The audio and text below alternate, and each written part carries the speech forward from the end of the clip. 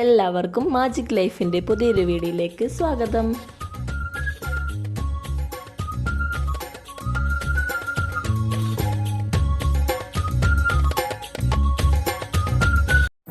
Hi, എല്ലാവർക്കും സുഖമാണെന്ന് വിചാരിക്കുന്നു.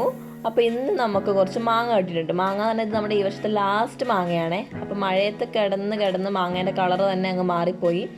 എന്നാലും കുഴപ്പമില്ല, നമുക്ക് ഇവനൊന്ന് അച്ചാറൊക്കെ എടുക്കാം. അച്ചാർ എന്ന് പറഞ്ഞാൽ വെറും ഒരു അച്ചാറല്ല, അതായത് വിനെഗറോ പിന്നെ അച്ചാർ പൊടിയൊന്നും ചേർക്കാതെ അല്ലാതെ തന്നെ അടിപൊളി ടേസ്റ്റുള്ളൊരു ഈസി മാംഗോ പിക്കിൾ.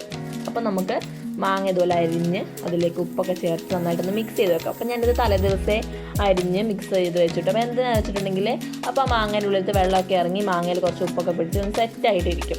അത് നമുക്ക് നേരെ അച്ചാറാക്കുകയാണെങ്കിൽ വളരെ ടേസ്റ്റി ആയിരിക്കും. അതുകൊണ്ട് ഞാൻ ഉപ്പൊക്കെ ഇട്ടൊന്ന് ഇളക്കി സെറ്റാക്കി റെഡിയാക്കി വെക്കുന്നുണ്ട്.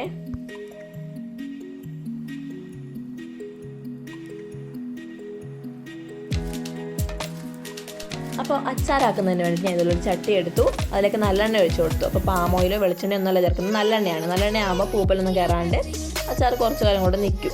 അപ്പോൾ അതിനകത്തേക്ക് ഞാൻ കുറച്ച് കടുക് ഇട്ട് കൊടുത്തു, പിന്നെ കുറച്ച് ഉലുവയും കൂടെ ഇട്ട് കൊടുത്തു. കുറച്ചെന്ന് പറഞ്ഞാൽ ഒരു അഞ്ചാറ് മണി ഉലുവയും കൂടെ ഇട്ട് കൊടുത്തിട്ടുണ്ട്.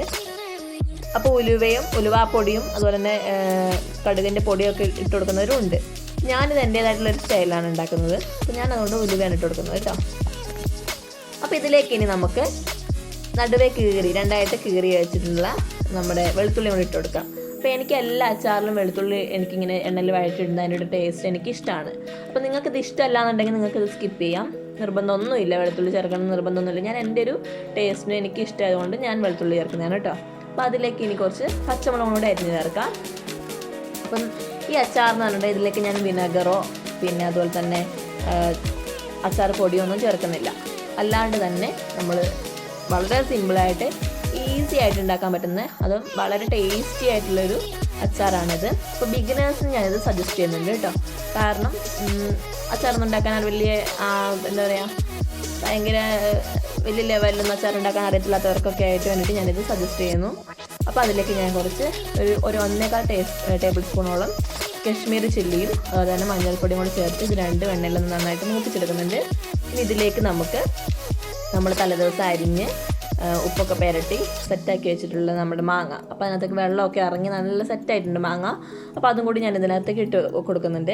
ഇനി ഇതെല്ലാം കൂടെ നന്നായിട്ടൊന്ന് മിക്സ് ചെയ്ത് എല്ലായിടത്തും എല്ലാ മാങ്ങയിലേക്കും ഈ പൊടികളൊക്കെ നമുക്ക് യോജിപ്പിച്ച് ചേർക്കുന്ന പോലെ നമുക്കൊന്ന് ഇളക്കി സെറ്റാക്കി കൊടുക്കാം. അപ്പോൾ ഈ സമയത്തൊക്കെ ഞാൻ ഫ്ലെയിം സിമ്മിലാണ് ഇട്ടിട്ടുള്ളത്. ഫ്ലെയിം അധികം കൂട്ടേണ്ട ആവശ്യമൊന്നുമില്ല.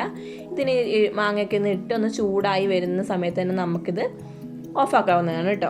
പിന്നെ അധികം തീ കൂട്ടിയിട്ടിട്ട് മാങ്ങ വേവിക്കാനൊന്നും നിൽക്കേണ്ട ആവശ്യമില്ല, മാങ്ങ വേവേണ്ട ആവശ്യമില്ല.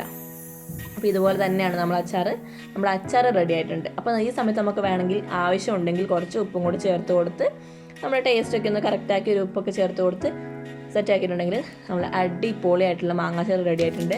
അപ്പോൾ എല്ലാവരും ഒന്ന് ട്രൈ ചെയ്ത് നോക്കണം. അപ്പോൾ ബിഗിനേഴ്സ് പ്രത്യേകിച്ച് നിങ്ങൾക്ക് അറിയില്ല, അച്ചാർ ഉണ്ടാക്കാൻ അറിയില്ല എന്നുണ്ടെങ്കിൽ ഈ വീഡിയോ കണ്ട് നിങ്ങൾ ഇതുപോലെ ഒന്ന് ചെയ്ത് നോക്കൂ. അടിപൊളിയായിട്ടുള്ള അച്ചാർ നിങ്ങൾക്കും റെഡിയാക്കാൻ പറ്റും.